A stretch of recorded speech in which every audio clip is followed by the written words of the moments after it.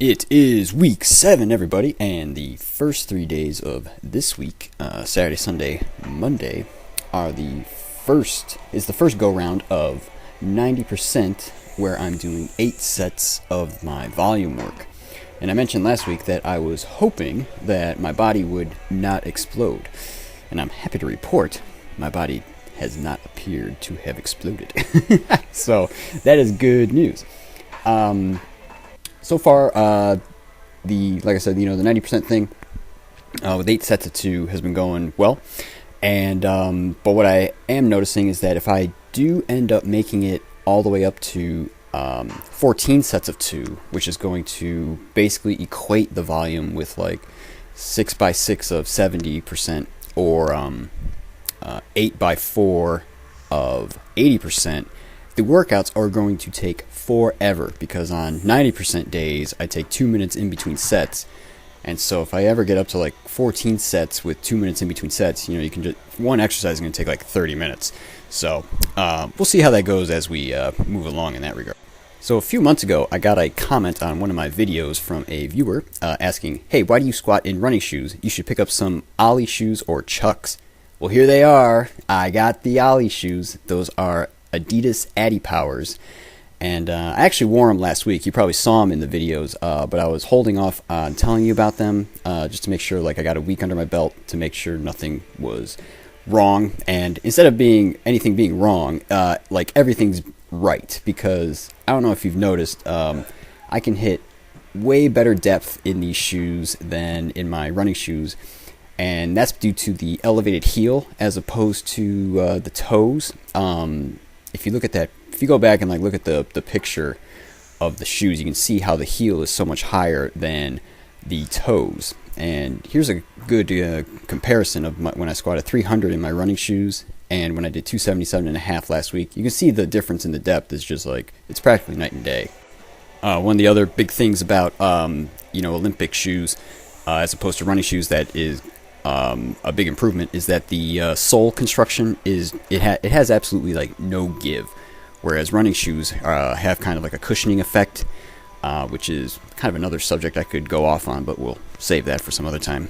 And what happens is when you go to drive out of the bottom, when you're in Olympic shoes, none of the power leaks into the shoes, and is dissipated by the squishiness of the running shoes. All the power is transferred through your foot to the floor, and you can definitely tell when you're coming out of the bottom that you're coming out much stronger than you would in running shoes. And oh, by the way, when you put Ollie shoes on and front squat, you'll feel like you were born to front squat, because oh man, it is so easy to hold that position in the Ollie shoes. If you want to try and get a sense of what it's like on your own, stand up, make sure you don't have shoes on.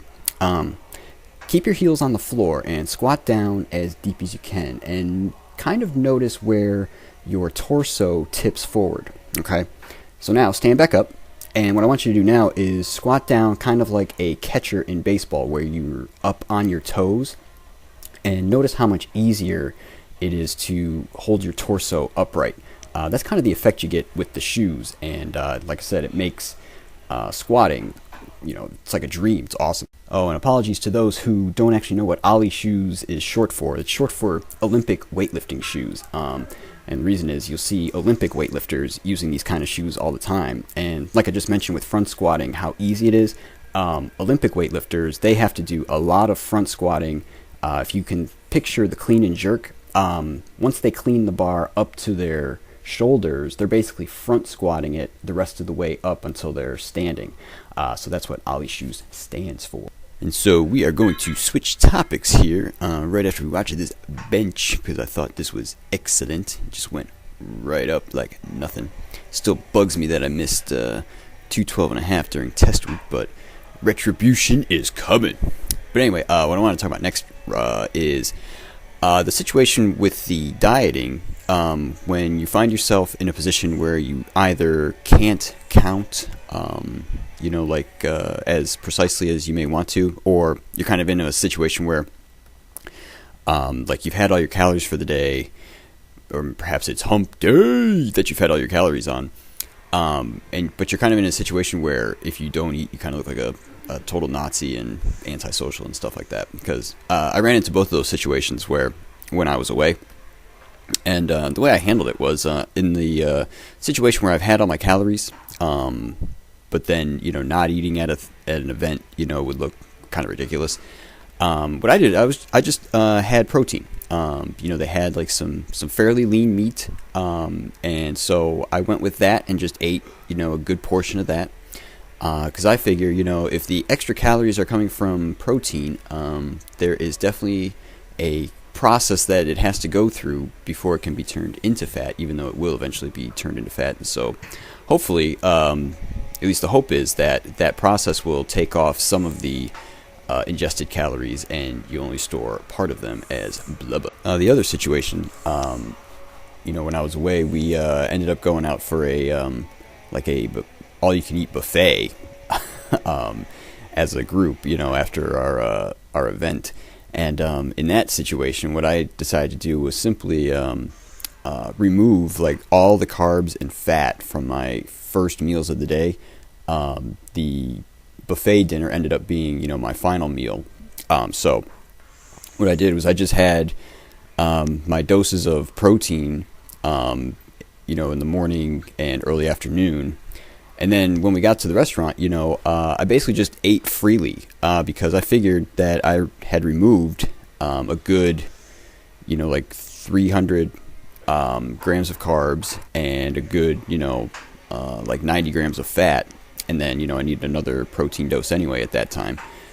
So I just went with that. And it seemed to work out well because, even though I showed a weight gain, I'm not convinced that it's all fat. It actually might be somewhat lean mass, which is actually kind of a good thing. So that's it for this week, guys. We'll be going on to our summaries in just a moment. All right, volume for this week. Week 7 is compared to week 3, which is the most recent 90% followed by 70% week. You can see we're up a total of just about 12,000 pounds from that week, which is excellent. The total for the year is up to 786,000 pounds. I suspect we're going to hit 1 million probably, I'd say week 9. That'd be pretty cool. And update on 2016's goals. We are making steady progress towards the 10,000 chin-up goal.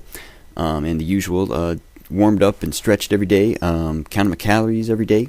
Still working on abs and one-arm push-ups, and fortunately, no injuries at the moment. In this week's metabolic update, we had a target of 2780 calories per day.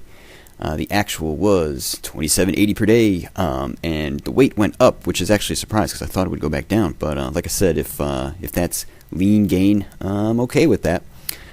Next week, hey, look at that. We're going to 2800 a day. Should be awesome. And wherever you guys are, hope you're having a great week. I'll catch you next time. Bye.